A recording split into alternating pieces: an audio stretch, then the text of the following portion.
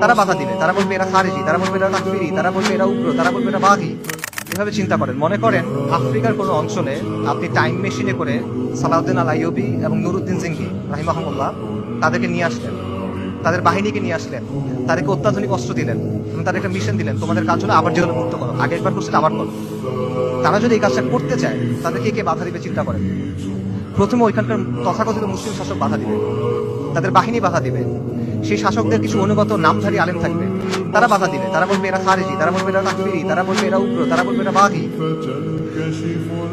এগুলো বলে অনেকে মাইন্ড করে, এগুলো বাস্তবতা। আপনারা ভিডিও দেখেন, মিশরের এক বিখ্যাত মুফতি, নাম বললে সবাই চিনবে, বিখ্যাত মুফতি বলছে যে অক্টোবর 7 তারিখ যে আক্রমণ করা হয়েছে এটা খারেজিদের মতো আক্রমণ হয়েছে, এবং এটা যাদের সামনে বলছে সেই তরুণরা তাকে ভয়ঙ্কর অ্যাগ্রেসিভ একটা স্লোগান দিছে, তখন গালি দিছে বেসিক্যালি, আমি বলতে চাচ্ছি না, আপনাকে ইউটিউবে খুঁজে দেখেন, এগুলো বাস্তবতা। প্রথমে ওই শাসকরা এবং তার বাহিনীরা তাদেরকে বাধা দিবে, তারপর তাদের অনুগত নামধারী আলেমরা, হকপন্থী আলেম অবশ্যই না, নামধারী আলেমরা বাধা দিবে। তারপর কি হবে? তারপর আন্তর্জাতিক বিশ্ব আসবে, এসে স্যাংশন দেওয়ার চেষ্টা করবে, নিন্দা প্রস্তাব জানাবে। তারপর যদি কোনোভাবে তারা আগাইতে পারে, তাদেরকে মোকাবেলা করতে হবে কাদের সাথে? ইসরায়েলকে ঘিরে রাখা আরব দেশগুলা এবং সেগুলোর শাসক এবং সেগুলোর সেনাবাহিনীর সাথে। এগুলো যদি আপনি ক্রস করেন তখন আপনার লড়াই করতে হবে আমেরিকার সাথে, তারপর আপনি ইসরায়েলের সাথে ফাইট করতে পারবেন, তার আগে না। এটা হলো বাস্তবতা।